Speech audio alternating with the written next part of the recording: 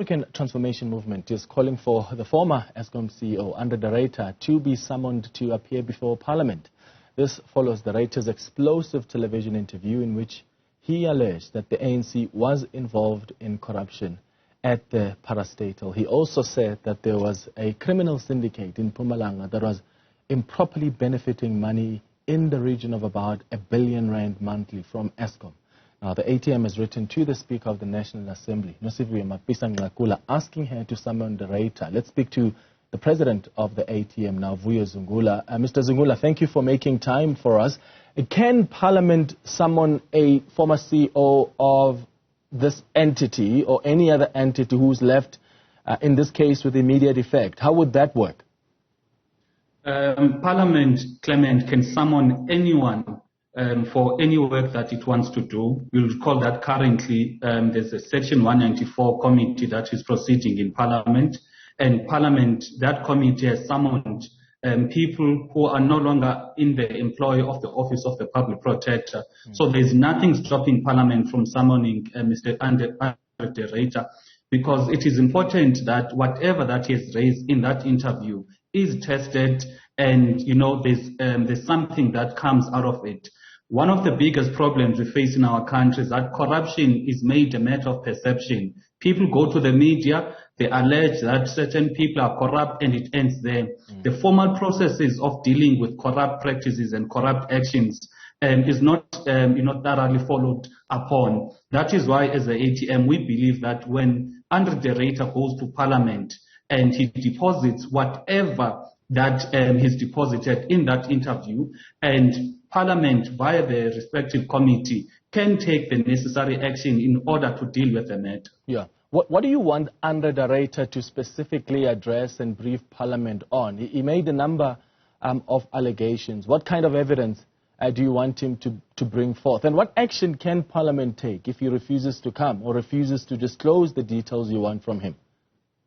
Firstly, Mr. André de Ruyter, when he was the CEO, he accounted to Parliament. You'll recall that a couple of times there's different portfolio committees that have gone to Eskom, that have summoned Eskom to Parliament. And all of these things that he's saying in that interview, he did not say it to the relevant, appropriate body. Now, that is the first problem, that how is it that he's able to speak openly to a television interview about the corrupt practices of certain ministers and what is basically killing Eskom, but the institution he accounts to, he does not take it upon himself to account and open up and bring the necessary information. Therefore, the point of departure, it is for him to explain in depth what is explained in that interview and give names, because it is not proper for him to say there's a certain government minister, a senior politician. There must be names, so that if Parliament has got to take any action against anyone, Parliament is able to know this minister said this to Mr. de Ruyter. This minister knows of corruption that is happening in Eskom, that is killing the entity and leading to load shedding, but this minister turned a blind eye. But we cannot operate on, on vague utterances by a person who was in a position of authority that ought to communicate and account more directly to Parliament. And there's no question that, government and even the law enforcement agencies have a responsibility to follow through on the claims that he's made. But what responsibility does he have to also disclose who this senior politician is, who's involved in corruption, and who this minister who told him he must allow people to eat, who that minister is, right? Because then you've got to come out and say, this is the person who's involved in that corruption. It's not only ending with you going to a minister and opening up to them about this senior politician. Law enforcement agencies have got to be involved. Indeed. Look, André de Ruyter was the accounting officer for Eskom. Therefore, any accounting officer has got a responsibility, to report to the necessary authorities about any wrongdoing that is happening in an entity that he is given charge of. Now, Parliament is critical because the SOEs, the executive, they account to Parliament. Parliament is an oversight body. to ensure that whatever that is happening in the SOEs and in the departments, it is in line with what the laws of our country require. Therefore, the obligation of Mr. de Ruyter, first and foremost, is for him to account to Parliament, that institution that the Constitution has given that responsibility of playing an oversight role on. And I heard when Clement, the secretary of the ANC, saying Mr. André de Ruyter must lay a charge, they must report to the law enforcement authorities, as if that is going to magically make the situation to be correct. Look, Mr. Arthur Fraser laid a charge in June last year regarding Phala.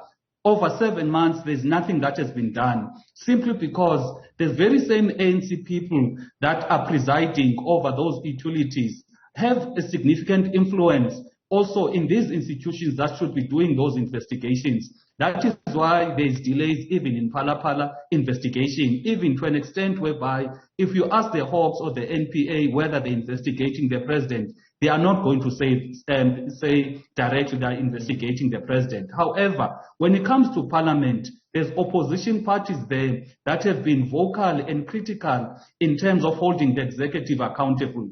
That is why we believe that under this collapsed state of the ANC, because the ANC is the enemy of the state, the ANC has collapsed institutions. The only institution that people must have a bit of a faith in, it is Parliament, simply because there's opposition parties there that have been fighting against the misrule of the ANC. Mm.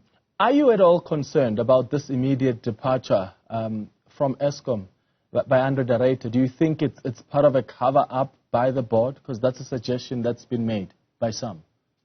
Yes, indeed. You can't have a person that resigns last year and there's an agreement that is going to leave at the end of March.